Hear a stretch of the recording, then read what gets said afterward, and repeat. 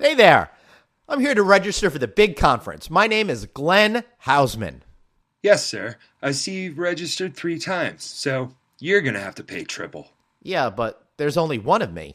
From the looks of that belly, you appear to be hiding 2 other attendees in there. Do you live, eat, and sleep the hotel industry? Looking to brush up on your game? You've come to the right place. Welcome to No Vacancy, the hospitality industry's #1 podcast, with your host, Glenn Hausman.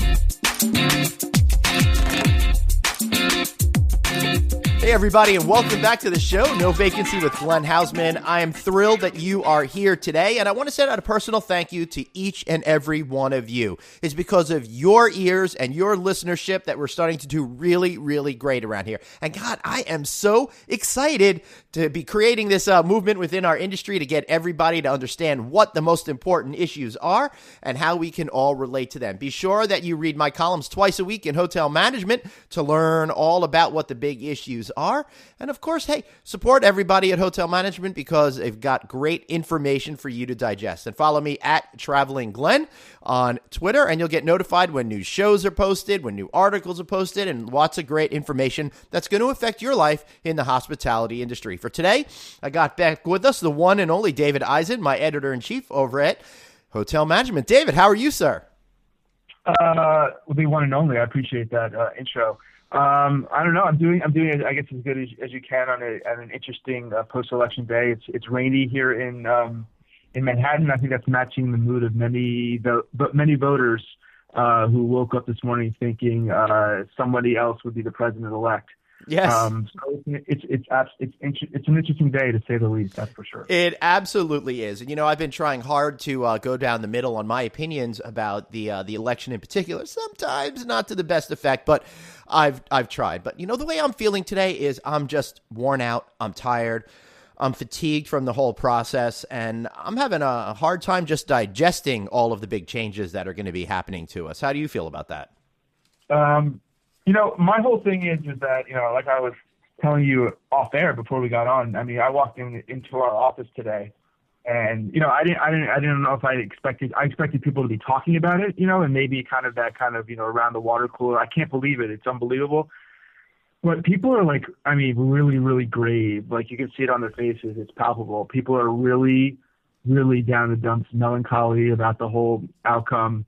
My hope, I guess, my thinking is that Donald Trump is you know, he had to battle through a gauntlet of 16 people in the primary. You kind of have to be someone who's totally different from everyone else, right? And I think a lot of the things he said on the campaign trail all the way up until he was elected, they were absolutely incendiary and well over the line. With his regard to what he said about minorities, you know, we saw the tapes, the way he talks about women. My hope, you know, policy-wise, is that all this kind of, you know, strident rhetoric that he's been putting out there, I think that once he becomes president in January, my hope is that his policies will be toned down and won't be as, you know, out there as what he's been saying. And I think, you know, part of his acceptance speech, he said that a little. He said that to that effect, that he didn't want to be hostile, that he wanted partnership over conflict. But I mean, time will only tell. We'll see. I mean, obviously, we saw how the markets reacted when even before he was actually won the election. You know, there was a huge precipitous fallout from that, but they righted themselves by the morning. So it's a wait and see. We'll have to see what happens in the long run. But you know, it's an interesting time. I mean, it's only 24 hours later. We'll see. Right. Yeah. As we're recording this, it's the following afternoon after the big presidential election here in the United States. And I say here in the United States because, David, you know, we do have listeners from all over the world, which is such a fun thing. Folks from up to 50 countries are listening to the show at any given time. And David, you know, I'd like to think that no matter whether you're for or against the results that happened last night in the election, our country is bigger and better than any one person. And hopefully the American spirit will be alive, and some of the policies that will be created will allow each and every one of us to get out there and achieve the most that we can. You know, the Republican Party, David, has always been known for their business-building policies, and hopefully that'll be something positive that will help both of us in the future? Yeah, well, I didn't know you were so global. Should I answer you in Mandarin? Yeah. That would be helpful because maybe I'd get more Mandarin listeners I could really use to build up that Chinese audience. I think right now I've got one guy in Hong Kong. Oh, only one guy. Well, I'm, as you know, I am a polyglot. So anytime you need me to switch into, French, German, what have you, you just let me know. But I'll stick with English for now. Nice. Bringing this election, I wrote a piece this morning, kind of what the impact of a Trump presidency will be on the hospitality industry. And there's a couple things that I think are interesting about it. One, before you get into that, let me just say, David, you can read this article and any other articles that we talk about in the show notes that I'll be posting along with this. So if you don't really get it all now, I highly suggest you listen to this podcast over and over again. But if you want to read some more information, go to hotelmanagement.net, or you can search it there, or again, check our show notes. So David, this article, you said it's a little bit tough pill to swallow for some, but America has spoken. So how do you feel this is going to affect the hospitality industry and our little world out there? Yeah, I think, if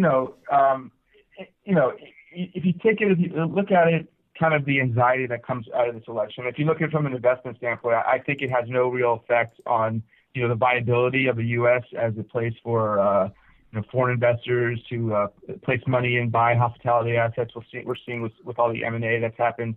A lot of these Chinese firms buying. We saw with the Blackstone deal, the Hilton deal with H&A. We've seen that's going to continue. I think it's a policy of Donald Trump that we really have to look out for. I mean, you heard James Carville speaking about yesterday. Once Trump went and said, "Well, that's the end of Dodd-Frank. That's the end of Obamacare." Right. And then you look at it from all the trade agreements. The free trade and all that. So if you look at it from what did Trump say about, deportation of illegal immigrants? Well, guess what? The hospitality industry, a lot of people who are working in that industry are illegal immigrants. This is how it is. So what's the impact going to be there, right? Well, I don't know, man. I of course I question all of this kind of stuff. And I know that I feel like we can't look to the future by referencing the past because this is such a different scenario that we're dealing with here in the United States. But I find that most presidents say a lot of stuff, and then when they actually get into office, none of that stuff really happens, even if you do happen to have both houses of Congress.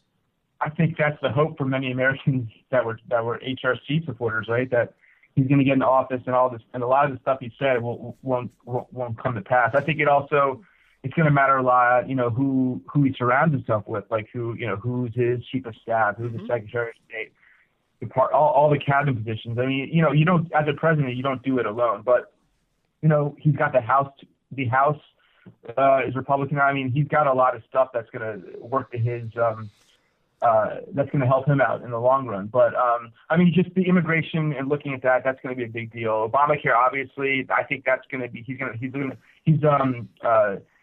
said that he's going to squash that right when he takes office. So, that's going to have a big impact on the hotel industry. I'll say yes, but David, what do you replace it with? You can't just cancel it and put millions of people without health insurance out there because, selfishly speaking from his point of view, that's going to destroy your poll ratings and your viability for re-election. So what do you do? That's why I ask. That's why I'm thinking down this path of what can you actually do? Can you afford to continue to be a divider, or do you go with what he said on the news last night or in the wee hours of this morning about trying to unify everybody?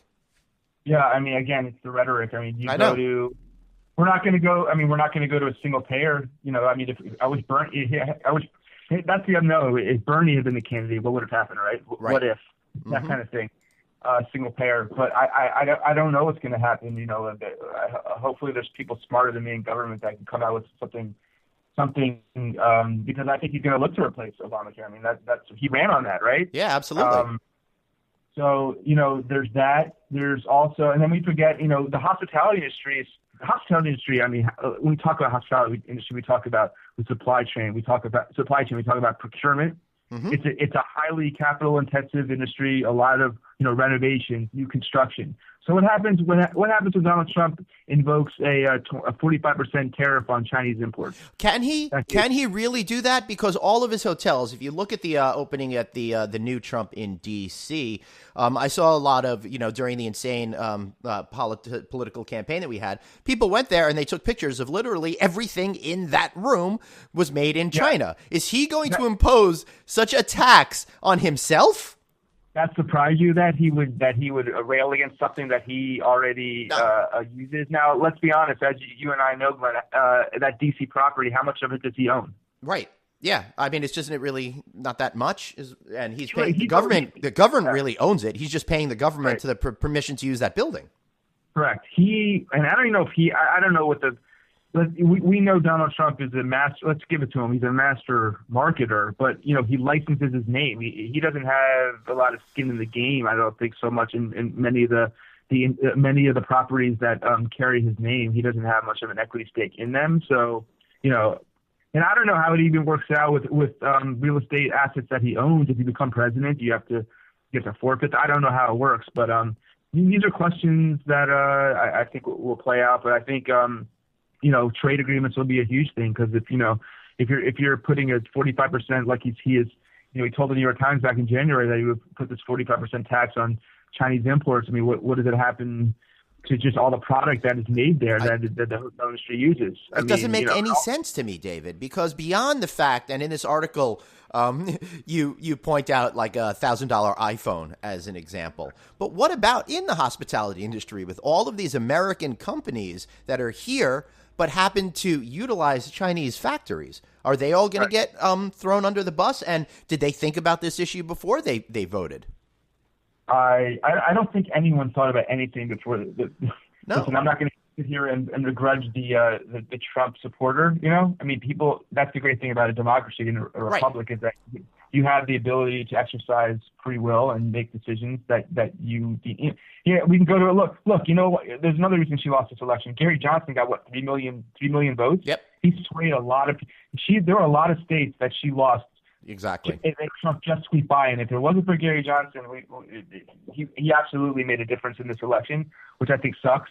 But that's the great thing about democracy. Also, is that if you're a viable candidate, you can get on the ballot. Then hey, man, all the power to you. But it's just you can't really it's stupid to even argue to I do it on Facebook all the time, or I have been. You try to get in these mini wars with with Trump supporters, if you're a Clinton supporter and vice versa, and you really don't get anywhere, So trying to figure out the mind of a voter is something I don't really even want to touch anymore.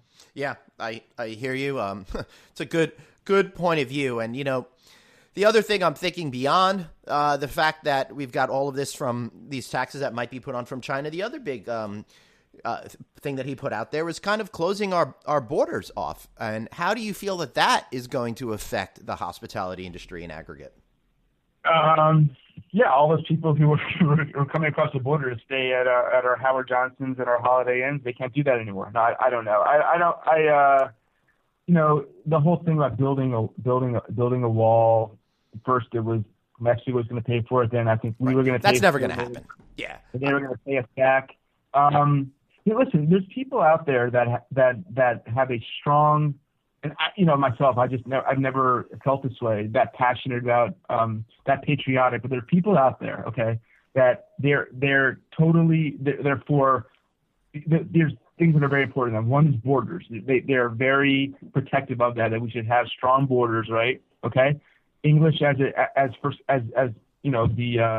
English as a language. So it's borders, culture, and language. Those are three. If you listen to radio personality, I think that language, borders, and culture is a Michael Savage line. Yeah, language, exactly. Language, borders, culture. Bam. That's three things that are like his three pillars, and a lot of Americans think that way. Yeah.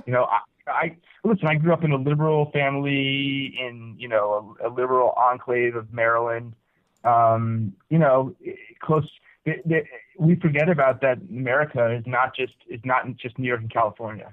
Okay, it's everywhere in between. Right. So, but to me, when I think about closing the borders, I'm not thinking about the immigrants that are coming here. I'm thinking about that 300 million Chinese middle class that may choose not to come here and stay in our hotels and spend money in our restaurants and go to our theme parks and museums and really help keep people employed in this country. That's how I'm looking at it when it comes to some of these policies that he put out there, strictly through the vision of what's going to happen into the hotel industry. So as far as I'm seeing it, we're looking at two different things here. One, it's going to cost a lot more to furnish and support each of our properties because so much stuff is made in China. And then secondly, who's going to be coming in to help drive demand when some of the demand falls off here in the United States, as we know is going to happen because of the cyclical nature of the industry?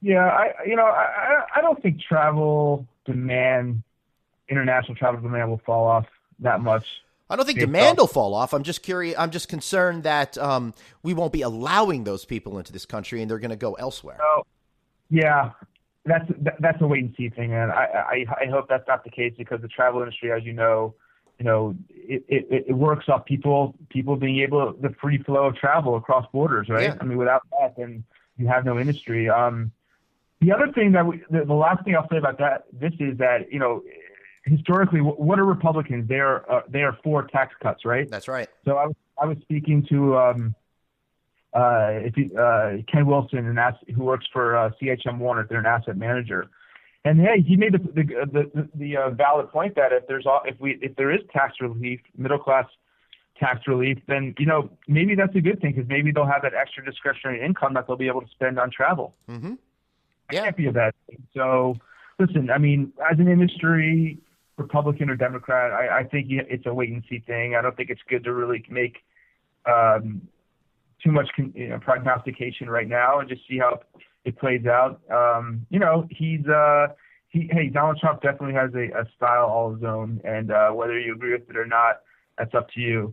The man has obviously said some very hurtful things that people don't like, and rightfully so. I mean, but. I guess we just have to wait and see what his policies are. That's really what it is, particularly for the industry. I mean, that's really, the regulatory kind of environment is. So We'll see. And I will say in the pro-Republican column, I think the big issue is National Labor Relations Board appointments, and I think that is definitely going to be more friendly going forward. So there's something positive that you could look at.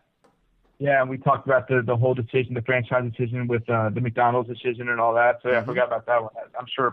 And let's be honest, we know that the hotel industry is the majority of we talked about AHOA. I mean, these are small business owners, right? For the most part, they go Republican. I've been to many AHOA convention, and 2 years ago, I think who were the speakers there? Last year was Peyton Manning. I think he might even be a Republican. He's a Republican too, I think. But before that, it was the governor of Texas at the time. Rick Perry. Rick Perry was a speaker, and they've had George Bush, Rick Santorum. Rick Santorum and Perry were the two keynote speakers at AHOA. So that tells you the way that that organization kind of swings. Yeah, and I would say most folks in our business definitely swing in that way. A lot of the journalists in the business seem to be the other way, which is an interesting dichotomy that I see there. But are you saying there's a media bias, Glenn? A liberal bias? No, I'm not. I don't think I'm saying that. I'll let people draw conclusions on their own. But I will say that I think no matter how even-handed you try to be, there's always a bias that we're born into, whether it just because of our view of how we've been brought up through the world and the experiences that we have, that shapes the way that we see things. And we can't help but be biased in one way or another. There's no way we could try our best to be straight down the middle, but I find that's a very, very difficult thing to achieve all the time. I'm a white Jewish kid from Chevy Chase, Maryland. You can pretty much know which way that my thinking goes. So, hey, for better or for worse. Yep. Yeah, exactly. And one of the things that I think for better or for worse, we want you guys to be very successful here in the hospitality business. One of the things that I think has been really bothering me lately, David, is that freaking word experience. It's driving me too crazy. It's too much already. Not everything's an experience. And I'm finding that the meaning of the word has become so conflated to the point that it's become meaningless, right? It's driving me crazy. David, experience, blah, blah, blah, blah, experience. I know you're seeing this up on the road. Would you agree with that? I would. I'm glad you wrote that story because I've always thought that, and I just don't know why I didn't put pen to paper. Well, I'm just glad I beat you to it because it's hard to come up with 2 articles a week, David. Yeah. Well, hey, man, you got to. It's tough on the wrists, right? It's like every brand, ambassador, executive you speak to, you'll sit there and they're, obviously they're there to kind of market their brand and burnish it as much as possible. But everything, we're creating this experience in the lobby where, there's, you get flavored water when you walk into the lobby. Like, right. Like when was drinking water with a lemon peel in it an experience? Man? It's a hydrating experience, David. Just like when you go up to the front desk and say hi, that's a welcome experience. Right, exactly. Yeah, our front desk, they say hello and they can say it in 3 different languages. That's an experience. Yes. Anytime they say that word experience, man, I start to zone out and I laugh to myself because I'm like, I don't buy that. I don't buy that. And it was time that you said that, and I think if you really want to make your product differentiated, you really have to be able to show an experience. Now, I will say this. Now, and I wrote a story about this. Actually, I think based off of what you've written. So, here's an experience. SPG. I think is it still Startup Preferred Group? I don't even know anymore. It might still be for now, but they haven't yet completely folded in stuff. I think you could now get points at both while having either program, the Hilton Honors or the SPG program. But I'm sure SPG will go away within the next year or so, as soon as they get their arms around everything. Well, before it does, so I read about a gentleman who lived in Cleveland, and he redeemed over 1 million SPG points for the honor of throwing out a first pitch at Game 7 of the World Series. Now that's an experience, David. That's what I mean. I'm not an Indians fan. I'm not a Chicago Cubs fan, but I would assume if you are a fan of the Indians and you had the chance to do that, throw out a first pitch, that, my friend, is the definition of an experience, something that you will never forget. And it might have been fleeting, like, he gets up on the mound, he throws the pitch, it's over in 10 seconds. Right? Mm-hmm. That's the definition of an actual experience. Being welcomed in, whatever, a welcome experience or water, or even like, a bunch of different, you can pick your own pillow on your bed. That doesn't make an experience. That's just like a cool service, Yeah, that's a service. Agreed. But throwing out that's a real experience. And what that tells you is that, and I can even back it up here with something I heard on the on Marriott's Q3 call the other day. That's why loyalty programs. And by the way, this guy spent over 1 million SPG points, and that was the equivalent of a month worth of free stays at the St. Regis in New York. That guy could stay at the St. Regis every night using his SPG points for 30 days at the St. Regis in New York. He would rather throw out a first pitch than had that. That goes to show you what a real experience is. That's right, Dave. Yeah. And what it shows you, now myself, I want to go to St. Regis, right? But what it shows you is that how important loyalty programs are nowadays. And it was something that Arnie Sorensen, the Marriott CEO, was talking about in his Q3 call. He was just talking about the overall importance of, loyalty programs are like, what Marriott's now got 30 brands. Well, number 31 is the 31st brand is Marriott Rewards. It's that is the one thing that brings it all together. So I don't know. To me, what is a real loyalty program? Is it a way for customers to be able to basically a way to get free stuff, right? Redeem your points, get well, I would like to think it's really a gateway to experiences such as the one that you described. But it should also be a way for the brand to get to know me more as an individual and then to be able to cater to me. So while I may not consider it an experience, I'd like to have, my favorite beverage waiting for me or my favorite snack food waiting for me when I arrive. Just those simple things combined with actual access to real experiences, I think is what we're talking about. Yeah, I think that's right. And I think, I think they've been a little bit commoditized now, as you see that, before, and rightfully so, it took too long to get something free, basically. So now, you see some of these rewards programs that it's like, basically, hey, if you stay one night, you're gonna the first 2 stays, we'll give you a free stay the next time. Things like SPG moments, which is where this guy, cashed in his points. I mean, those are the real. When we talk about experience in the hospitality industry, if you're able to kind of provide those types of things. The worrisome part, though, Glenn, is you think about it, like that's a real experience, but had nothing to do with the hotel, right? Yeah. So how does a hotel really create an experience? I don't know. I mean, I don't know what a true experience anymore is at a hotel. Maybe you've come across one on one of your stays. Well, I'll make an argument for how that does relate to it through the vein that hotels should be more of an access point to authenticity and experiences, right? We do a lot of talking about how, people aren't really going to your hotel to stay at your hotel. I mean, they're going because they need to be in your town. So how are you giving them access to that town? How are you helping set the stage for them to enjoy where you are? And I think that's probably how that role works. And if Marriott is successful at delivering access to those experiences, well, then I think that that branding really works well because it gives you reason to stay with them. Heck, man, if I could stay at Marriott 50 times and then get access to really cool stuff like being able to meet my favorite band when he comes in town with super terrific location concert tickets, or I'm able to go to that fancy restaurant in town because they could get me reservations and nobody else can, then that is an access to experience. And I think perhaps that's what we need to start thinking about, not just how it works on the hotel level, but how you could be the conduit for experience. So when anybody thinks about, hey, I want to do something new, different, and interesting in my life, the hotel brand is the first thing that pops up to mind, even before saying, hey, I want to meet XYZ, I think that's actually a really great point and makes total sense that you're right. I mean, the hotel can act as, like you just said, using that word conduit, between it's a place you stay, but it offers so much more, the extensions you can have from it. I think that's right. I think that's what a great hotel experience could be, or a great hotel company should provide, is be that conduit to experiences, whether it's like throwing out the first pitch or, you go to Austin, Texas, maybe you stay at the Aloft there. Is there an Aloft in Austin? I feel like I have to Google that. But maybe you stay at the Aloft in Austin, but you're able through the hotel to get, barbecue there's that famous Austin, barbecue place that sells out in like an hour. So like you have to go eat lunch there like 9 a.m. Yes, that's right.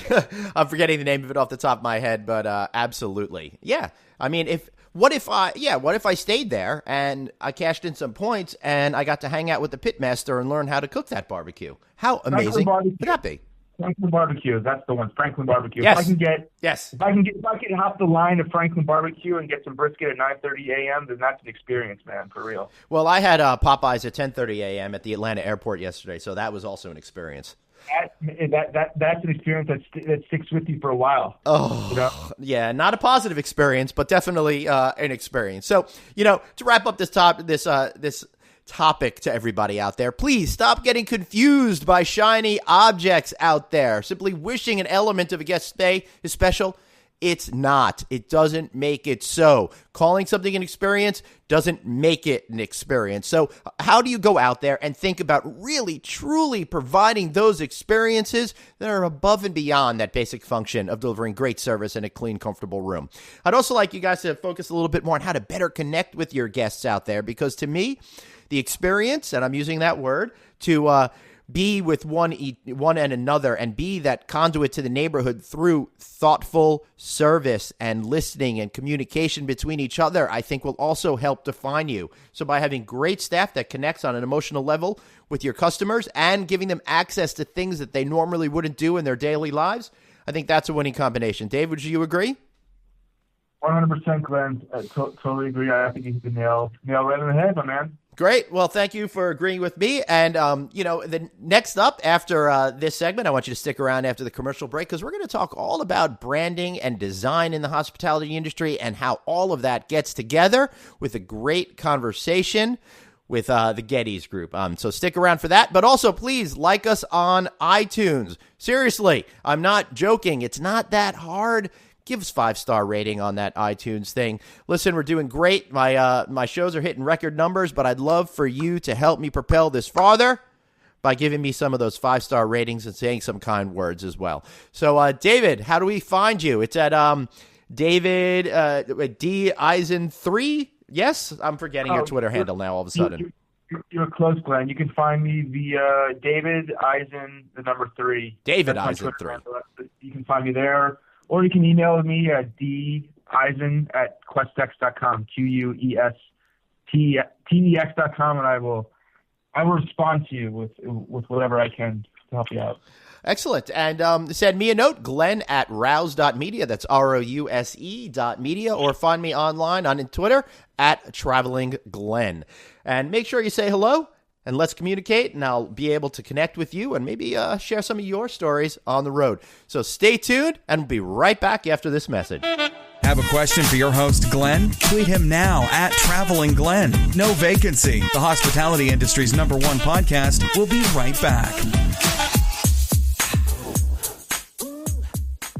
Hey everyone, thanks so much for listening to the No Vacancy podcast with me, Glenn Hausman. You know, you're listening to this right now. That's right, right now. You're listening, but you're not the only one. Many others are too. So my question is, do you want to get noticed? Guess what? I can help you with that. Every single month, my content delivers more than 100,000 impressions. I know.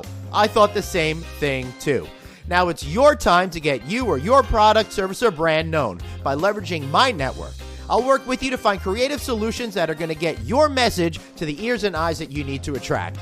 Just send me a note at glenn@rouse.media or find me on Twitter @TravelingGlenn. That's glenn@rouse.media, ROUSE.MEDIA. And while we're at it, Glenn has got 2 N's. Thanks for listening, and now back to more great content.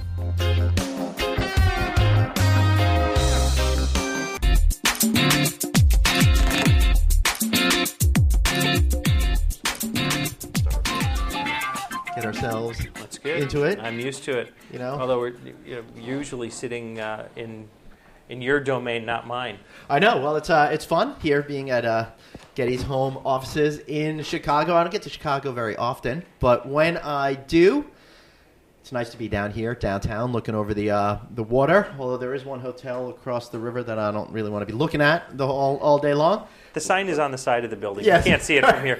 You know whose name it is.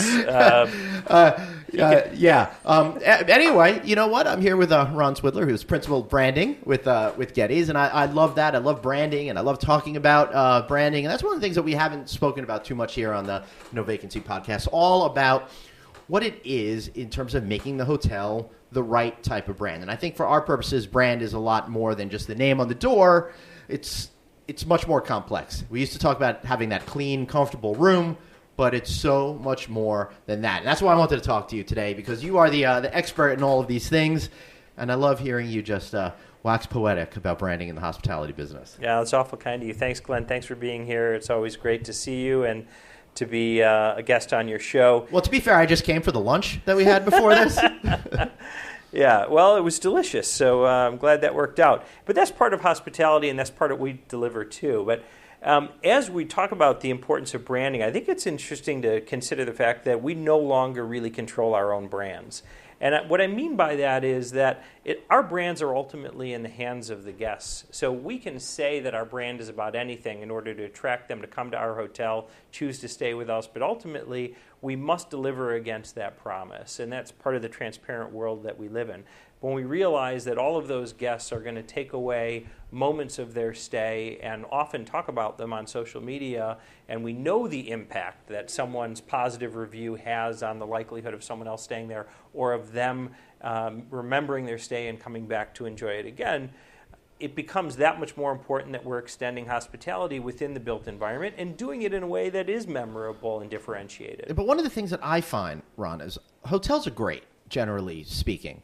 But they're all kind of the same, almost fungible in nature. And I find that even though I have a good stay and I'm happy with it and there's nothing I can complain about, I head home, and then shortly thereafter, I've completely forgotten about the entire experience whatsoever. And I think that's the danger that the hospitality is in right now, slipping into that commoditization mode. And your whole life's goal, I feel like, is to combat that feeling and make sure people have that memorable experience. That's exactly right. And that's why I think we've seen the growth of the soft brands and the independents to be able to capitalize on a guest who perhaps is saying, I want a unique experience. Think about that guest, Glenn, who comes to a city like Chicago and they're looking for the rest of the experience beyond the hotel stay. They're going to probably be intentional about where they choose to eat, how they choose to get there, how they end up spending their time. And we want to give them an opportunity to stay in a hotel that feels like them, which is an interesting idea as we start to segment who those travelers are, what they look for in their stay, what's most meaningful to them. And as the landscape gets more and more crowded, of course, New York is an example of a place with many, many options available to you for differentiated hotels. Chicago and many other urban centers are getting there as well. There's an interesting trend that we're seeing where the first boutique hotel is coming to a town like Chattanooga, for example, where we're working on an autograph collection hotel. And the idea of bringing design and a lifestyle experience to a market like that is a whole other challenge. Is that market ready for that kind of differentiated experience, or are they more comfortable in that sea of sameness that you were referring to? Well, I just want to see you make design great again. I think by going to all of these smaller cities, you're going to do that. And I think that it's not a case of is the city ready for it. It's more of a case of they didn't know that they were ready for it. Once they have these things, all of a sudden, what they thought was good kind of changes. It's kind of like there are certain people that I could ask a restaurant recommendation from and others I can't, because the folks that I can't will say that was a great restaurant, but I know that they really don't understand the meaning of food. So they won't really give me an accurate understanding of it because they don't know. So they need to be exposed to the finer things in life or a deeper sense of design to connect better with them. I think that's absolutely right. There's a term that we use that we borrow from trendwatching.com. I have to give them credit. It's called a twin-sumer. It has to do with you kind of vetting the person who recommends that restaurant or that movie or that hotel to you. And I think that we become more sophisticated users of social media to understand a recommendation from one user type might influence our decision more than another. I want to go back to Chattanooga for a second. Before you go back to Chattanooga, I just want to say when you said twin-sumer, I thought you were talking about me. As a father of twins, I spent a lot of money on them, all of my money, in fact, which is why I was happy to get the free lunch here, as a matter of fact. But you were talking about Chattanooga. Yeah, so one of the leading indicators in a market like Chattanooga is, in fact, the restaurant industry. And so what we did was we looked at the quality of the restaurants, the quality of the food, the price point of what was being served, the quality of the plating, the quality of the environments, and spending time in those restaurants. Who are the people who are eating there and hanging out there? And those were really the indicators to us that said, this is a more sophisticated market. This is a market that's willing to pay a little bit more for a unique experience. So there are certainly things that we look to when we go into a market to begin to understand, is this market ready for a unique experience? And how far can we push it? As you get to a more and more crowded kind of marketplace where there are a lot of other boutique hotels or unique independents or soft brands, it starts to become more crowded. It's a little harder to find something that is differentiated. And we take more time to kind of understand almost the microclimate of the 3 or 4 block radius to that hotel development site. That is really interesting to me because we talk a lot about sense of place and authenticity, but we don't really talk much about actually studying what will make that place, have that sense of place and actually find that sense of authenticity. So what's that process like for you guys? Well, it depends on the project. It depends if we're dealing with a new build versus, an adaptive reuse of an existing building or a renovation. But there's a project we're doing downtown Kansas City right now. It'll be a curio collection hotel called Hotel Phillips. We spent quite a bit of time understanding the history of the building. It turns out that it had a rich history that we could leverage. There were things that we could take advantage of and kind of play up what we call the golden age of travel. And that's really the foundation that we're building our entire concept around and keying off of the Deco era kind of architecture and design that was already in place and begin to tell a richer story into the food and beverage areas and into the guest environment, into the artwork and the artifacting and the accessories. Because ultimately, let's fast forward for a second. We've completed the renovation. We've created a great restaurant and a cool coffee bar and a speakeasy and a great environment and a brand story that tells that history. But ultimately, it's going to be up to the hotel to market itself. That's really what this is going to come down to. How marketable is what we're creating? And then we ask ourselves that question. Who are the guests going to be? And what are they looking for? How do we create signature moments within their stay that will allow the future marketing of that hotel to win its fair share of market and more. What's a signature moment? A signature moment is intentionally designing the thing, whatever that is going to be what the guest remembers as an experience associated with that hotel. It may be something as simple as a turn-down note that happens to have tomorrow's not just weather, but the star formations that are visible in the sky that night. We're doing a boutique hotel, autograph collection hotel in Columbus, Ohio right now in the iconic building called the Levesque Tower. And it is adorned on the outside with all of these constellations, and it's beautiful Deco-era building. It's pretty cool. Is it kind of like the inside of Grand Central Terminal with all the constellations on the top Yes, of it? exactly. And you can see that in the historic lobby of the building, and it finds its way into the outside of the building as well.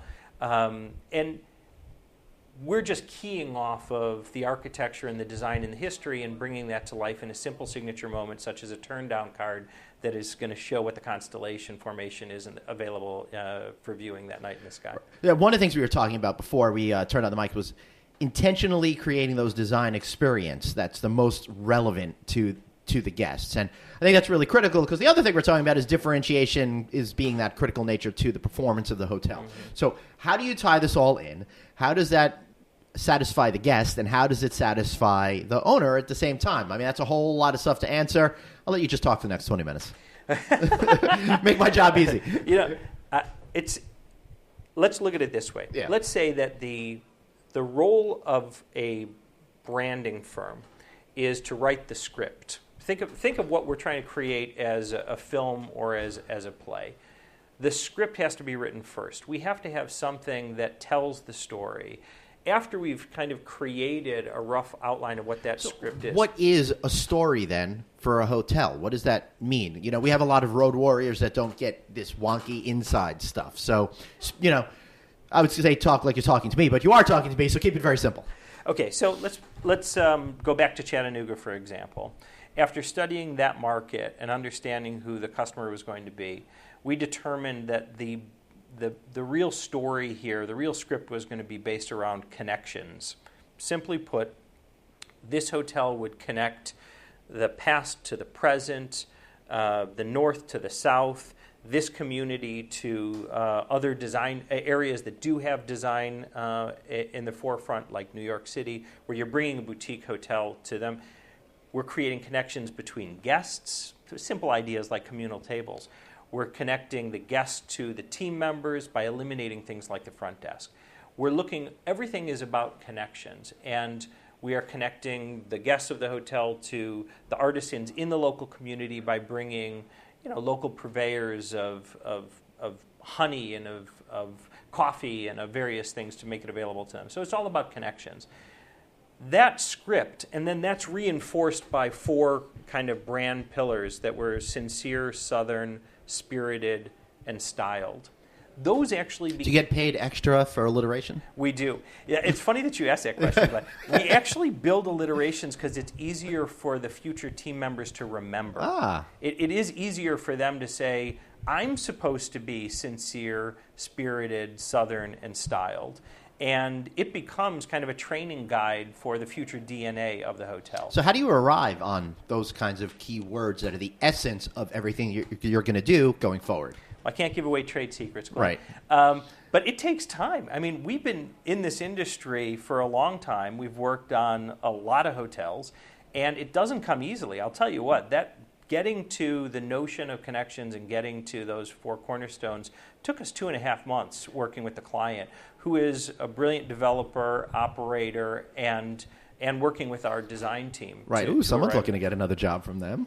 What's that? Someone's looking to get another job from them. That's Mitch Patel from Vision Hospitality. Oh, Mitch Patel is awesome. I love him. He's a great guy, right? Yeah. And he knows what he's doing. And so he was willing to say, I respect you guys as thinkers, as artists, as hospitality people. Help us develop that unique script. And from that script, then it's really the designers who start to build the set, right? It's the designers and architect that are building the set. Ultimately, the operator is responsible for maintaining the house and filling the seats, right? And servicing those people while they're there. But it does start by coming up with a unique script. And it takes time. There is an art to it and there's a science to it. I'll tell you, it is not simple. You can look at, we use TripAdvisor, for example, to read positive and negative reviews of existing hotels and their competitive set. You can learn a lot from what people have to say about their experience at the competition, but it's only beginning to tell you what's desirable and not desirable in a given market. You have to dig so much and you mean deeper. the amenities and the features of the property. Exactly. Or even to say, I didn't like that there wasn't room service. If someone said a review of a competitor in a market, boy, I always love room service. They didn't deliver it. I really find that annoying. And if you saw that showing up enough times, well, maybe then you'd be looking for a solution to provide some form of room service that you could. Because, of course, this is a labor-driven business, so you have to robots. think about... Yes. We can talk about automation if you'd like, but... as we have on other podcasts, I think, the future of automation. But if we go back to this notion of script writing and set building, that's part of how we get to signature moments. And it is a process that involves the operator. We're a highly collaborative company, and we actually build our project approach in this collaborative kind of way. We've been using a methodology that we've been kind of borrowing and modifying from Google Ventures, a guy named Jake Knapp who wrote a recent book called Sprint. And he talks... I read a book his competitor wrote called AT&T. It was a really, really, really good one. I got to pick that up. And what he talks about in the book is that a collaborative, highly structured process to evaluate a problem and find a solution, whether it's defining the brand foundation together as a group, kind of focusing on it and vetting ideas and sorting and building to get to it earlier, a good decision earlier that you can prototype and test in the market. We're doing it with one of the big hotel companies right now. A few weeks ago, we ran a very large sprint here in our office with a group of 9 people from one of these large brands. And it was an incredibly efficient process to evaluate lots of ideas, take the best ideas, and begin to refine those and bring them forward. And it always starts with this notion of how might we. And it starts with this notion of how might we solve that problem ourselves that Apple, for example, seems to do so well within their retail stores. How might we bring handheld technology as an aid to the check-in experience to our hotels? And we explore those things, and then we look at, again, is that something that is differentiated and relevant for our guests? And I think what's striking me most, and I say this from the perspective of a typical listener, when you think of designer or branding, you think about how the lamp matches the sheets, not necessarily the deep level of nuance that you're really getting into here. Yeah, I think there's a consumer out there that just wants a clean, safe room. Right. Our belief is, and you can actually track this by the number of projects we're working on or the number of times we've heard this or the TripAdvisor reviews, for example. Another shout out for TripAdvisor. Right, they're having a great day. Yeah, today. they're having a great day. This podcast brought to you by TripAdvisor. Now maybe they'll send me a check. I don't know. But we believe that people actually do care more and more about more than just a clean room or a secure environment. Some people are going to dig a little bit deeper for those Easter eggs, if you will, and find that history or that element that is kind of there for the looking if they want to have a deeper understanding of the story. But Saatchi & Saatchi used to say that your strategy should be invisible, and obviously an incredible branding agency, that you should be able to bring something to life without being so thematic that it's in someone's face. So how do you make sure you achieve that? That takes time. I was listening to a podcast other than yours recently. Oh, and how dare you? Yeah, and there was the conversation had to do with how the best, most creative ideas come to market. And there's a story involving Warby Parker. Warby Parker had an idea of selling glasses online, but they didn't rush to bring the idea to market, and they didn't wait so long that there were already a lot of competitors online. They instead let the idea kind of incubate and test over a longer period of time before bringing it to market. They call the people that rush too quickly to get things done precrastinators. And then the idea is you only have as many ideas as you have in that initial short period of time to bring to market. And they call the people, as you know, who wait too long till the end procrastinators, who have a lot of ideas but not enough time to implement those. I'm wondering if we were listening to the same podcast, but I also heard a story about Warby Parker, about a guy who was given the opportunity. He was their teacher, given a chance to invest in them, but he didn't think they were serious because they took so long, and now he feels like a fool. Right, and that methodology, though, of taking time to build on your ideas over time and refine those ideas is what we have to do when it comes to branding, because the best ideas don't come immediately and they won't come just before the deadline. There has to be time to iterate and come up with the ideas that are worth taking forward. So then, obviously, if I'm going to say what ideas are worth taking forward, and you're going to say, well, it depends on the property, and, so you have to figure out what is the quintessential essence of that particular property. We've talked about how you do that. Then what? Once you have your 4 S's in place, what happens next? We actually test these ideas by looking for this kind of intersection of viability, desirability, and feasibility, right? So desirable, people want it. Feasible, we can make money at it. And viable, we can do it. And that idea is only as good as an idea that you can actually actualize, right? It's something that you can bring to market that won't cost you too much to do it, that it'll leave the right kind of guest impression. That's something that other people aren't already doing because you don't want to feel like an also-ran. So we actually have a model where we're testing all of our ideas, and the last is how much kind of happiness will it bring, or joy, or satisfaction, or brand lift will you get out of that idea? Giving someone a gift certificate upon departure is not a unique idea. It may be an idea that brings people happiness. It may not cost you that much to do, but what's preventing anybody else from doing it? Yeah, nobody. And if they started doing that, I might actually check out of a hotel instead of just ghosting. It's kind of like my signature move. I don't think I've checked out of a hotel since 1988. It's funny that you say that, because one of the things that we have been focusing on is the goodbye. We came up with an idea recently on a project that was a former bank building that's converted to a hotel, where we've created an incentive for people to come back to the front desk before leaving the hotel. Because, and I know we're going to get me started on this, but I think we've lost the hello in a lot of hotels if we're going to an automated check-in system. And we're at the risk, we've certainly lost the goodbye in most hotels by just leaving and getting an email receipt of your stay. So what can we do to bring more face-to-face the appropriate level of face-to-face hospitality to a guest stay, regardless of the quality level of hotel you're staying at? That's part of the challenge that we're trying to solve and we did it with, I know you and I have both been talking to the folks at Red Lion. Mm-hmm. We've been working on the RL brand and bringing that to market for them. And as we were talking about reinventing their loyalty program, that was one of the objectives. How do we actually, create some surprise and delight for the guests? Right. And, in the spirit of being open, I've done some work with Red Lion myself, which is fun that we have that in common. And it was specifically focused on the Hello Rewards program, where we awarded customers prizes simply for being a guest based on their preferences. And I think that is something that really makes a great connection. Oh, this brand really knows me, they understand me, and they're giving me what I want. So it's not just the rewards, but giving them what you want is that the whole thematic of putting together the right type of property as well.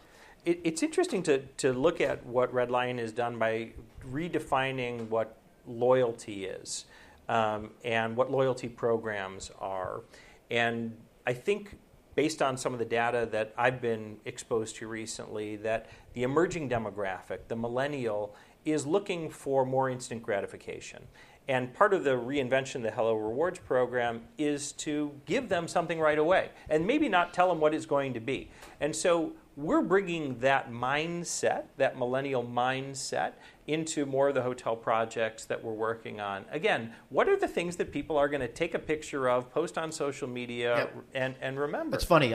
We have a lot of things in common. The next thing I wanted to ask you about was, when it comes to design, I think it's very critical to have what I would call social media moments, things that make people stop, take a picture of, and share it with the universe out there. I think that's an essential way to connect with the guest and then connect the guest with the outside universe too.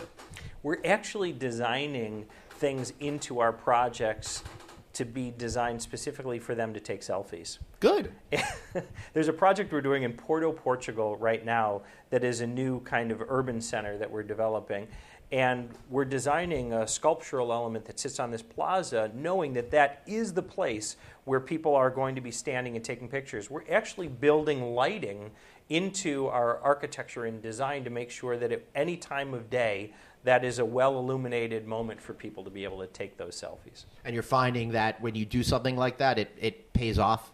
You know, it's incredible. You can actually look at a project we worked on 2 doors down, the Renaissance here in Chicago, where we built selfie moments in. If you want to know what they are, just look at hashtag Renaissance Hotel Chicago downtown, or whatever form of that hashtag you want to see, and you'll see all those moments that we built in. And it's usually against art backdrops or more interesting architecture, an active area. But we know it's working because you can go see it yourself. You can measure it online. Yeah, Renaissance is a very interesting brand to me, and I'm actually happen to be staying there. I think it's really nice, and I've seen the redesigns of the one in Times Square, New York, the one Chelsea, is it? It's a little bit further south. Not what the brand was 5-7 years ago. It seemed to have not really had a point of view. Now it definitely does, and you've been behind a lot of that. Well, we've been fortunate enough to work with them on a number of Renaissance hotels, and what the Marriott team that in the lifestyle group that's been focusing on is exactly where we think things are going. It's a differentiated experience. It's a multi-sensory experience. It's an activated public area experience.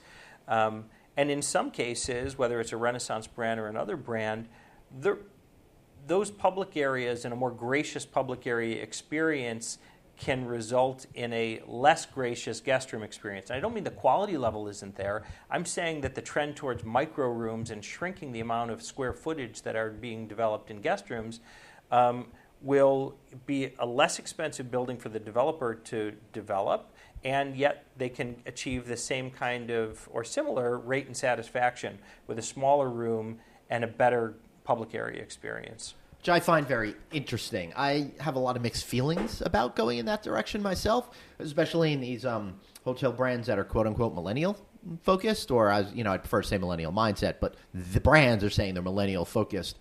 I just feel like nobody's ever wanted a smaller room, and I also feel like in 10 years they're going to be wondering why the rooms are so small. Well, it may be that the pendulum has swung in some cases to a room module that is too small to be comfortable for anyone but an individual traveler. Right. But it is an interesting kind of dynamic to study. What it's telling us is that people do want great public area experiences that are programmed and activated. So you don't necessarily spend all of your time in a guest room that has more room than you need or more amenities than you need. Quite frankly, no matter what the size of the room is, I don't really want to spend time in there. It could be the larger it is, the more I actually don't want to stay there because I just feel really lonely. Yeah, well, you have to stop staying in the presidential suite. Yeah, I wish that'd be nice. A presidential closet is usually what I get. But yes, I think that's an interesting fact that maybe smaller is better in some cases. And I saw the Citizen M Hotel in New York City, and I was surprised by how tiny it was, but by how spacious it was at the same time, because they did it with unique and interesting design that made everything kind of work together. Right, so it happens to be a great example. I've stayed there as well. I've had a great experience. The public areas are activated, and it's an indoor-outdoor experience. It's an interesting food and beverage experience. The guest room is very well purposefully designed. It integrates great materials and lighting and conveniences and technology, the ability to change the artwork on your wall with an iPad that's bedside or whatever the gimmicks are. But and I don't mean to discount or discredit the design. It's brilliant design, but I think that there is a growing trend towards embracing design and brand, and they've done a really great job there. If the cleverness of the voice, of the brand voice, in all of everything from the do not disturb sign through the language that's being used on the soap dispensers. There's a character associated with their brand. I don't mean a single person, but I mean that it's been thought through as part of an overall brand delivery experience. It's online, and it's also consistent with what you find in the environment that's printed, but you also find it with their brand ambassadors who are there to greet you. There's a real kind of holistic brand integration that Citizen M is doing. So then I got a question for you. You're not just designing the hotel. You're, in some ways, also designing the look and feel of how people are going to be connecting with the hotel before they even make a decision to stay at the hotel. Exactly. Because the brand voice that you create needs to come to life first at the buying decision moment, which is going to be often online. So everything about that guest experience, from pre-stay through on-site through post-stay, is part of the responsibility of the branding agency. And after doing this now for many years, I think we have a pretty good handle on what guests expect, and we're always learning, though. Truly, we are always learning new ways to surprise and delight guests or to deliver on a brand promise. Well, you know what guests kind of expect, but how does that mesh with your client expectations, that being the hotel owners and developers in that group, and getting them to understand the connection to the guest and making them happy at the end when they're running the property and happy with you while you're designing the property? Well, that is a challenge, certainly, because candidly, this notion of creating unique brands is new to many people. There are developers, certainly, who are just entering into a development of a soft brand or an independent for the first time. And so this process is one that they're learning as they go as well. But what they know really well is how to develop hotels at the appropriate price point and how to service those guests and not overpromise and underdeliver through a labor model on the back end. But it's an exploration. It absolutely is an exploration that we're on together. Go back to the script writing thing again and this notion of creating a unique story and a unique set. That's a process that requires a very large team. And it's a process that takes a very long time. You know, Pixar will spend over 2 years writing a script and storyboarding a movie before they ever go into production because they want to make sure that they get it right. Funny, I just posted, as we're recording this yesterday on my Facebook page, one of the founders of Pixar, Ed Catmull, put out a list of how to stay, top 10 things to be creative. And he's always like, story first. Everything else has to come second. Check your egos at the door. Yeah, by the way, a quick shout out to Ed Catmull. His book, Creativity, Inc., about Pixar and how he started it, is a terrific story. I've read that book. Yeah, it's a great book. Yeah. And it's an important book. There are many great new kind of sources out there to help educate us about design and about branding and about story and about this emerging kind of expectation of what tomorrow's consumer is looking for in a hotel experience or in any experience, in a food and beverage experience. If you happen to watch, I'm going to do a shout out for my favorite show on Netflix, Chef's Table. And if you watch the way that the stories are told about these great chefs, they're thinking about the entire story, just the way that we are in the hotel space. They are thinking about how to differentiate their food or their sourcing or their presentation. And that creative process is very similar to the creative process that we undertake on the hotels and restaurants and things that we work on. All very interesting. All right, so it's about time we wrap up here. But before we do, how about giving me one more project that you're really excited about, and what is it that's really making you go, this is cool, I get to work on this thing? Well, actually, one of my favorite projects we're working on is in Bermuda right now. It's a destination luxury new build hotel. Ooh. And part of it is that the setting is absolutely gorgeous in a place like that. But candidly, we're enjoying working on it for a couple other reasons. The client, it loves design and they love branding and they are eagerly involved in these decisions that they're making with us. And so in many respects, they're a dream client. But there's another benefit as well, which is that we have a limited amount of time, and so we need to make decisions to move things forward. So we're really enjoying the process of, okay, that's great, that's good enough. Let's move forward. Let's take that to the bank and move on to the next decision.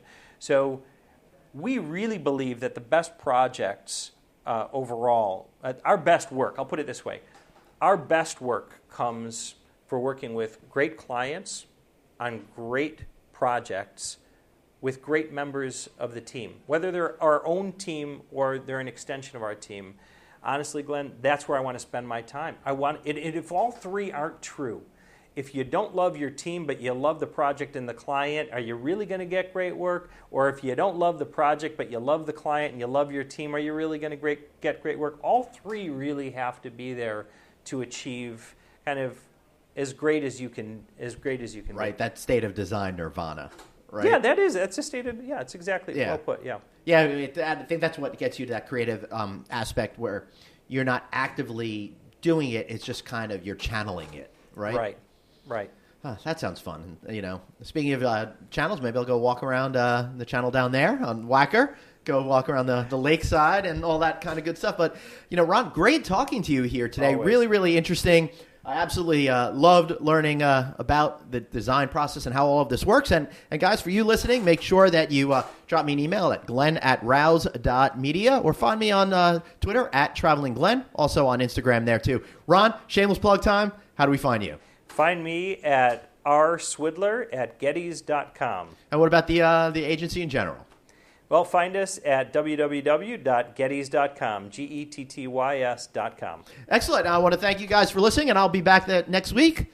That is, unless, of course, I decide to drop out and become a designer like Ron over here. We'd love to have you. Yeah, I'll see you guys. Maybe never. Thanks for listening.